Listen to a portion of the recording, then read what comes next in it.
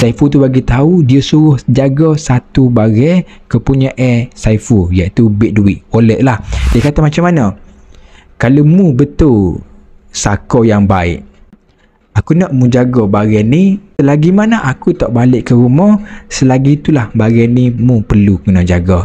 Bila dia suruh je rakan sahabat, automatik lah Saiful ni akan duduk di bawah telunjuk sako tersebut.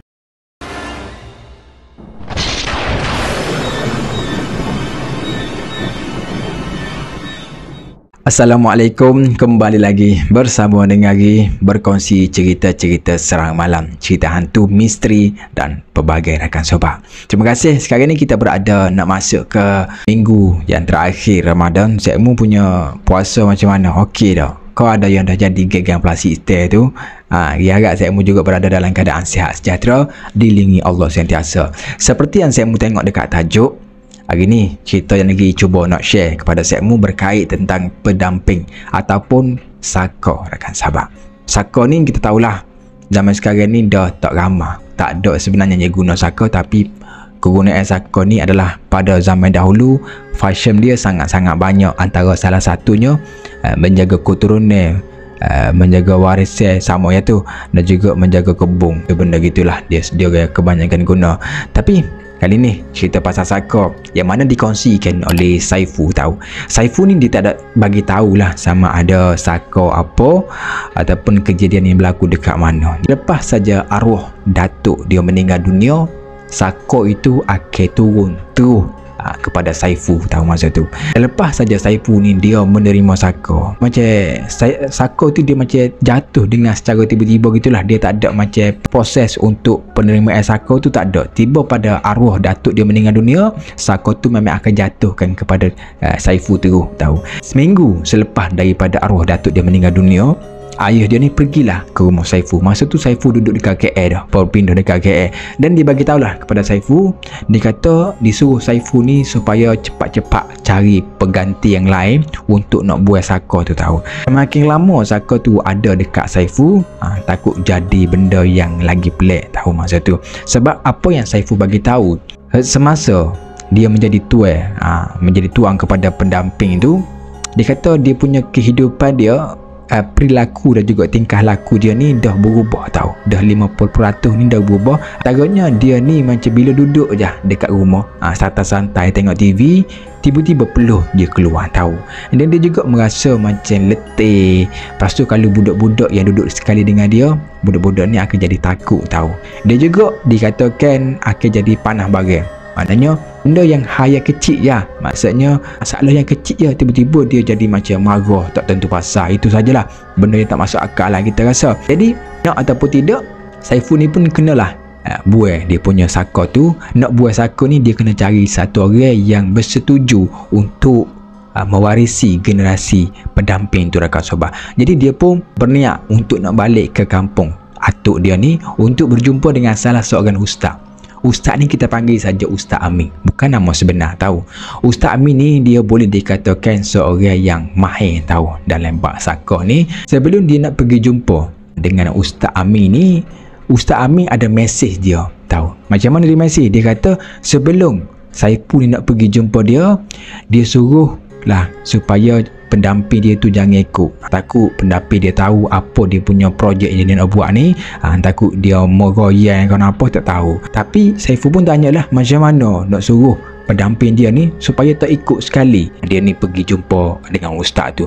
Jadi ustaz ni pun bagilah idea. Dia kata suruh pendamping ni ataupun saka ni jaga bagai Saiful ni. Maksudnya suruh duduk dekat KL tu, jaga apa-apa bagai yang ada kepunyaan Saiful ni, dan automatik lah dia tak ikut pergi ke mana-mana rakan sobat. Tapi Saiful ni dia kata sepanjang dia jadi tuan kepada pendamping ni, sekalipun dia tidak ada suruh apa-apa, bila dia suruh je rakan sobat, automatik lah Saiful ni akan duduk di bawah telunjuk sako tersebut. Nak dijadikan cerita, maka satu hari tu pun Saiful ni pun panggil lah sako dia. Sako dia ni kita panggil apa, menyerupai seorang nenek yang tua, duduk betul-betul di depan dia. Dan Saiful tu bagi tahu dia suruh jaga satu bagai kepunyaan Saiful, iaitu bil duit, wallet lah. Dia kata macam mana? Kalau mu betul sako yang baik, aku nak menjaga barang ni, selagi mana aku tak balik ke rumah, selagi itulah barang ni mu perlu kena jaga. Jadi Saka ni pun dengar macam tu, dia pun ikut saja rakan sobat. Jadi proses dia pun untuk balik ke kampung, untuk nak jumpa dengan ustaz tu pun jadi lebih mudah. Dia pun baliklah pergi berjumpa dengan ustaz tu. Masa dia berjumpa ni, ustaz ni dia ada bawa satu orang, kita panggil sebagai Pakcik Hashim. Bukan nama sebenar jugalah. Pakcik Hashim ni dia dah berurusan lah dengan ustaz ni. Dia kata Pakcik Hashim ni antara orang yang bersetuju untuk nak ambil Saka yang Saiful punya tahu. Duduklah dia orang ni berbincang dekat meja tu, berbincang lah apa semua tentang ni. Dan Saiful ni bagi tahulah kelebihan Saka ni. Dia kata macam mana Saka ni bila duduk sekali dengan Saiful ni boleh tahu apa niat orang sekeliling dia bila nak buat jahat pada dia. Jadi kalau siapa-siapa nak buat jahat dekat Saiful ni, automatik lah pendamping ni akan bagi tahu dia dulu. Jadi maknanya benda itulah benda yang menyebabkan Pakcik Hashim ni setuju untuk nak jaga ataupun nak jadi pewaris baru Saka tersebut rakan sebab dia mikir macam, dan juga dia nak jaga jugalah dia punya Saiful ni lah masih lagi muda rakan sebab. Dia kata tak apalah, biar Pakcik Hashim yang jadi owner baru Saka tersebut. Tapi dia kata boleh, dia kena jumpa Pakcik Hashim dan juga Saiful ni dekat KL, duduk dekat KL, dia akan bagi legasi apa semua lah. Alright, settle apa semua penjumpaan tu semua. Dia pun balik ke KL, dan bila dia buka pintu rakan sahabat, dia nampak Saka tu masih lagi setia tahu. Tunggu saja bersila tak tahulah, duduk saja sambil menunggu, jaga wallet tu. Memang betul-betul bagus jugalah Saka ni, tak ada pergi mana-mana pun, just duduk je situ sampailah tua punya dia balik ke rumah. Alright, sampai je ke rumah, jadi Saka tu pun lagi tak tahu pergi ke mana. Baik, settle semua, dia pun tidurlah pada malam tu. Tiba-tiba tidur, Saka tu pun mari balik menyerupai nenek yang tua, dan dia bagi tahu dia nak makan tahu, sebagai ganjaran yang mana dia dah tolong. Dia dah tolong jaga kepunyaan Saiful ni, wallet dia ni, dia pun nak makan dia. Tapi Saiful ni dia tak tahu makan apa yang Saka ni selalu makan apa semua, sebab dia tak rajin, tak pernah menjamu apa-apa makanan pun.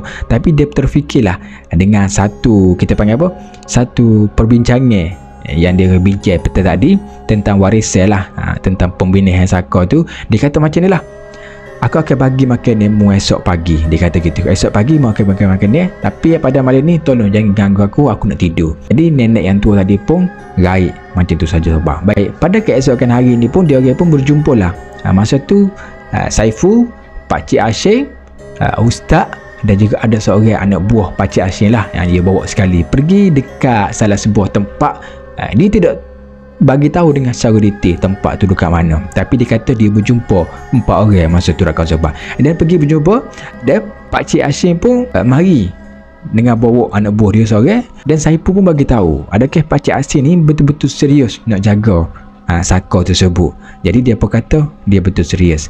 Tapi pada masa yang sama juga, yang ikut sekali dengan Saiful tu, pendamping dia ada sekali dengan dia tahu, duduk sebelah dia. Dan pendamping dia ni bisik dah dekat telinga Saiful, dia kata dia nak darah.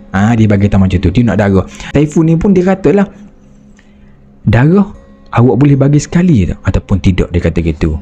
Jadi Pakcik Hashim ni pun kata dia sanggup bagi darah sekali.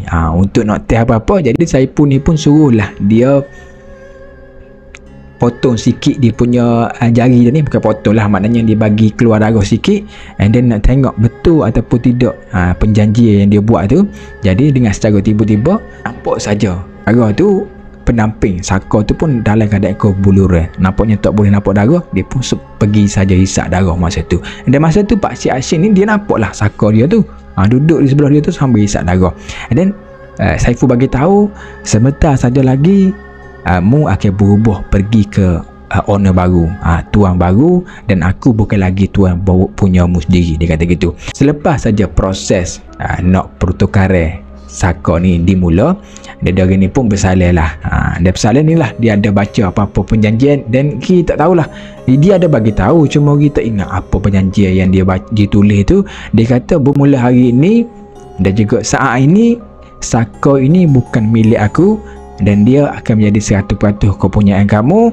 Apa-apa yang terjadi, dia kena tanggung. Pakcik Hashim ni pun setujulah untuk nak apa-apa resiko pun dia akan hadap. Jadi selepas daripada situ dia suruh Pak Cik Asin dan juga anak buah ni pun pergi dulu, supaya dia nak tengok betul ataupun tidak Saka ni ikut dia pergi. Bila dia pergi je, confirm memang dia tahu Saka tu duduk di atas bahu Pak Cik Asin. Dan dia pun rasa lega lah. Sebab apa? Selepas daripada situlah apa dia bagi tahu, dia punya diri dia dah rasa sangat-sangat lega tahu. Dia rasa macam dah lepas kayak satu beban yang besar. Ibarat dia dah lepas satu batu yang duduk di atas bahu dia yang besar, dan dia rasa macam sangat-sangat lega tahu rakan sahabat. Sebab ada juga orang yang sudi untuk nak mengambil Saka. Tapi sebenarnya saya pun ni dia masih lagi tertanya-tanya sebenarnya para sahabat. Sebab apa? Sebenarnya tak ada orang yang berani nak mengambil resiko untuk nak mengambil untuk nak menjadikan dia sebagai tua baru untuk nak mengambil Saka. Tak ada orang pun yang sudi terima. Tapi Pak Cik Asin ni dia terima tahu untuk nak ambil Saka. Di benda itulah dia macam kita tanya-tanya kenapa juga dia nak ambil Saka.